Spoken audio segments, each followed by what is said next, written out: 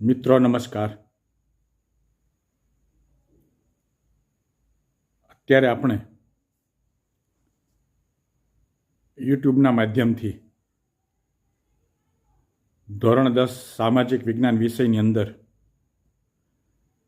D વિભાગમાં આવતા મહત્વના પ્રશ્નોની ચર્ચા કરીએ છીએ. આજે પ્રકરણ નંબર 10 ભારત કૃષિ, એમાં કૃષિના પ્રકારો વિશે નોંધ લખો એની આપણે સમજૂતી મેળવીશું. મિત્રો, ભારતના લોકોની આર્થિક, સામાજિક, રાજકીય બાબતો લગભગ ખેતી સાથે સંકળાયેલી છે. મોટા ભાગે સિંચાઈ પદ્ધતિ, ખેત પેદાશો અને આર્થિક વળતર જેવી બાબતોના આધારે કૃષિના 6 પ્રકારો પાડવામાં આવ્યા છે. મિત્રો, તમને એ 6 પ્રકારો અહીંયા સ્ક્રીન ઉપર બતાવ્યા છે. જીવન નિર્વાહ ખેતી,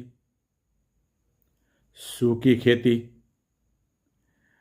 આર્દ ખેતી, સ્થળાંતરિત ખેતી, બાગાયતી ખેતી અને સઘન ખેતી. આવા 6 જેટલા પ્રકારો પાડવામાં આવ્યા છે. મિત્રો, એ 6 પ્રકારની આપણે ટૂંકમાં માહિતી મેળવીશું. અહીંયા હું જે લેક્ચરમાં કહું છું એ જ પ્રમાણે તમારે પરીક્ષામાં યાદ રાખીને લખવાનું છે. પહેલો પ્રકાર, જીવન નિર્વાહ ખેતી. જુઓ મિત્રો, શબ્દ જેવો આપ્યો છે જીવન નિર્વાહ, એટલે ખેડૂત પોતાનું જીવન નિર્વાહ કરી શકે તેવી ખેતી. એટલે કે જ્યાં ખેડૂતોની આર્થિક સ્થિતિ નબળી છે અને નાના કદના ખેતરો છે, ઉપરાંત સિંચાઈની સગવડતા નથી, ખેડૂતોને મોંઘા બિયારણો, ખાતર, જંતુનાશકોનો ઉપયોગ પોસાતો નથી, ખેતરમાં જે અનાજ ઉત્પન્ન થાય તેનો ઉપયોગ પરિવારના ભરણ પોષણ જેટલો જ હોય છે, એનું વેચાણ થઈ શકતું નથી. માટે આવી ખેતીને જીવન નિર્વાહ ખેતી કહે છે. ત્યાર પછી બીજો પ્રકાર, સૂકી ખેતી. મિત્રો, જ્યાં વરસાદ ઓછો પડે છે, સિંચાઈની સગવડતા અપૂરતી છે, ત્યાં મોટા ભાગે વરસાદ આધારિત ખેતી થાય છે. વર્ષમાં જમીનમાં સંગ્રહાયેલા ભેજ આધારિત ખેતી થાય છે, જેને સૂકી ખેતી કહેવામાં આવે છે. આટલી બાબત તમને સમજાઈ હશે. આવી ખેતીમાં ઓછા પાણીની જરૂર પડે છે અને આમાં જુવાર છે, બાજરી છે, કઠોળ છે, આ બધા પાક લેવાય છે. તો આ આપણે સૂકી ખેતીની વાત કરી. આની પહેલાં આપણે જીવન નિર્વાહ ખેતીની વાત કરી. હવે આર્દ ખેતી.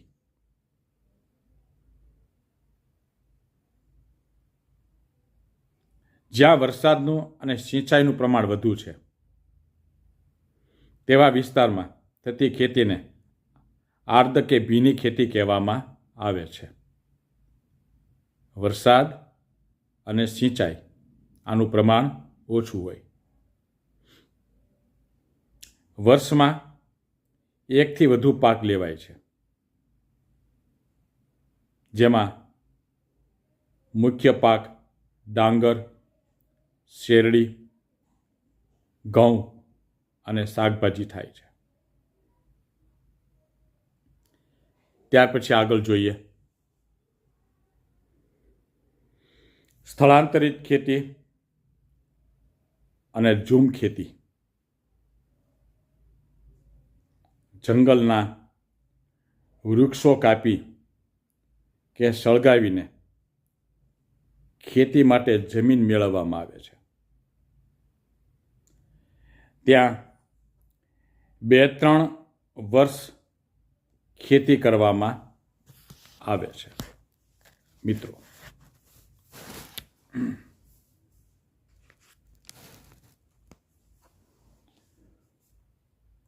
જમીનની ફળદ્રુપતા ઘટતા બીજા વિસ્તારમાં ફરી એ જ પ્રકારે ખેતી થાય છે, જેને સ્થળાંતરિત અથવા ઝૂમ ખેતી કહેવામાં આવે છે.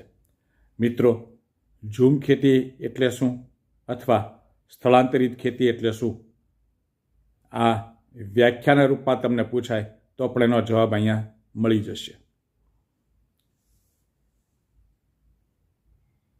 આવી ખેતીમાં શાકભાજી કે ધાન્ય પાક લેવાય છે. હવે મિત્રો, આપણે બાગાયતી ખેતીની વાત કરીએ, જ્યાં ખેતીના પાકોની આયોજનપૂર્વક માવજત થાય છે. બાગાયતી ખેતી આ પણ અલગ ટૂંકનો તરીકે મહત્વની છે, જેમાં વધુ મૂડીરોકાણની જરૂર પડે છે. કઈ ખેતીમાં વધુ મૂડીરોકાણની જરૂર પડે છે? તો બાગાયતી ખેતીમાં. આ એક ખાસ યાદ રાખજો. કુશળતા, તકનીકી જ્ઞાન, યંત્રો, ખાતર, સિંચાઈ, પરીક્ષણ, સંગ્રહણ અને પરિવહનની પર્યાપ્ત સુવિધા આ ખેતી માટે હોવી જરૂરી છે. કઈ ખેતી માટે? બાગાયતી. આટલું સમજાઈ ગયું છે. મુખ્યત્વે રબર છે, ચા છે, કોફી છે, કોકો છે, સફરજન છે, દ્રાક્ષ છે, આંબળા છે, લીંબુ છે, ખારેક છે, આવા બધા પાકો બાગાયતી ખેતી દ્વારા થાય છે. અને છેલ્લે સઘન ખેતી, આ પણ સંકલ્પના તરીકે ઉપયોગી છે. સઘન ખેતી, જ્યાં વધુ વરસાદ અને સિંચાઈની સુવિધાઓ તેમજ યંત્રોના ઉપયોગથી ખેતીમાં યાંત્રીકરણ થયું છે. આવી ખેતીને મિત્રો સઘન ખેતી કહેવામાં આવે છે. તો અહીંયા કૃષિ પ્રકારો વિશે નોંધ લખો એવો સવાલ તમારી સામે રજૂ કર્યો હતો. એની ટૂંકી માહિતી આપી દીધી.